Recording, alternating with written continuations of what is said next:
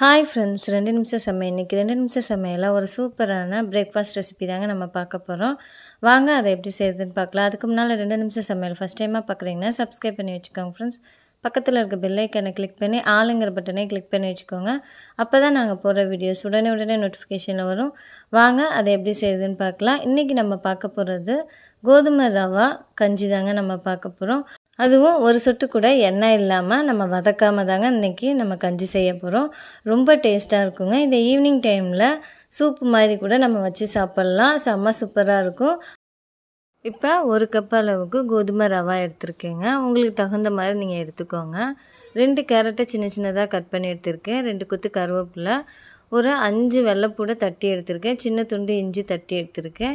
1 கைப்பிடி அளவுக்கு சின்ன வெங்காயம், 1 கைப்பிடி அளவுக்கு பெரிய வெங்காயம், அடுத்ததாக ஒரு 2 பச்சை மிளகாவை கட் பண்ணி எடுத்திருக்கேங்க.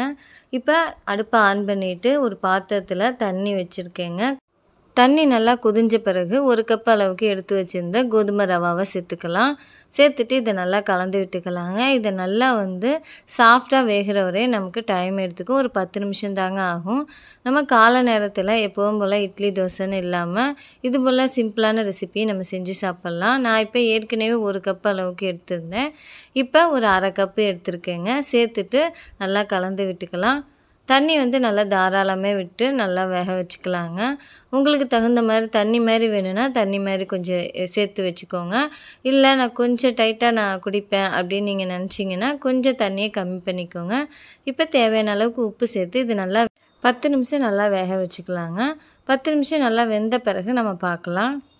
இப்போ நல்லா கொதிஞ்சிட்ருக்கு பாருங்கள். இந்த ஸ்டேஜில் நம்ம எடுத்து வச்சுருந்த கேரட், வெங்காயம், கருவேப்பிலை, அடுத்ததாக பச்சை மிளகாய், இஞ்சி பூண்டு தட்டி வச்சதை இதில் சேர்த்துக்கலாம். உங்களுக்கு இஞ்சி பூண்டு போட விருப்பம் இல்லாதவங்க இதில் சேர்க்க வேண்டாம். நான் பச்சை மிளகாவை கொஞ்சம் பெரிய சைஸாக தாங்க கட் பண்ணியிருக்கேன். ஏன்னா குழந்தைங்க குடிக்கிறதுனால கொஞ்சம் எடுத்து வச்சுட்டு குடிப்பாங்கனால பெருசாக போட்டிருக்கேன். இப்போ எடுத்து வச்சிருந்த பொருளெல்லாம் வதக்கலைங்க, அப்படியே தான் நான் சேர்த்துருக்கேன். சேர்த்துட்டு இதை நம்ம 10 நிமிஷம் நல்லா வேக வச்சுக்கலாம்.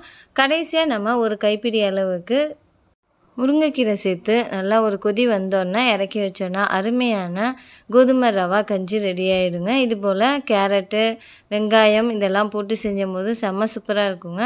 இதில் நீங்கள் தக்காளி போட விருப்பம் இருந்தால் நீங்கள் சேர்த்துக்கோங்க. நான் இன்றைக்கி சேர்த்துக்கலைங்க. அதே போல் கொத்தமல்லி கடைசியாக தூவிக்கோங்க. என்கிட்ட கொத்தமல்லி இல்லை, நான் வீட்டில் இருக்கிறத வச்சு இந்த கஞ்சி ரெடி பண்ணியிருக்கேன்.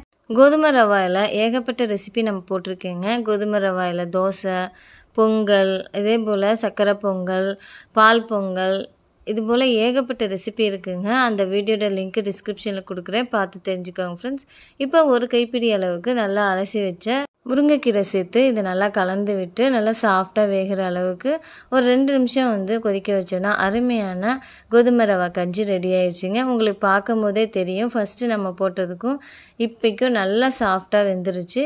நம்ம காலை நேரத்தில் இது போல் செஞ்சு சாப்பிடும்போது செம்ம சூப்பராக இருக்குங்க. எனர்ஜெட்டிக்காகவும் இருக்கும். வெயிட் லாஸ் பண்ணணும்னு நினைக்கிறவங்க இதை கண்டிப்பாக எடுத்து வரலாங்க. இதில் டயட்டில் இருக்கிறவங்களும் சாப்பிட்டு வரலாம். ஒரே மாதிரி உணவை டெய்லி எடுத்துக்க வேண்டாம். அதனால தான் நான் நிறையா வீடியோவில் சொல்லுவேன், வாரத்துக்கு 3 முறை எடுத்துக்கலாங்க. அதே போல் 11 மணிக்கு சூப்பு மாதிரி கூட வச்சு சாப்பிட்லாம். ஈவினிங் டைமு சூப்பு மாதிரி கூட வச்சு சாப்பிட்லாங்க.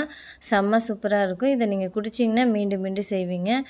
இந்த வீடியோ பிடிச்சிருந்ததுன்னா லைக் பண்ணுங்கள், ஷேர் பண்ணுங்கள், சப்ஸ்கிரைப் பண்ணுங்கள். இது போல் சிம்பிளான ரெசிபி, அன்றாட செய்யக்கூடிய ரெசிபி, ஹெல்த்தியான ரெசிபி வேணும்னா 2 நிமிஷம் சமையலை சப்ஸ்கிரைப் பண்ணி வச்சுக்கோங்க ஃப்ரெண்ட்ஸ். இதுபோல் கோதுமை ரவாவில் ஏகப்பட்ட ரெசிபி இருக்குங்க. அந்த வீடியோட லிங்க் டிஸ்கிரிப்ஷனில் கொடுக்குறேன், பார்த்து தெரிஞ்சுக்கோங்க.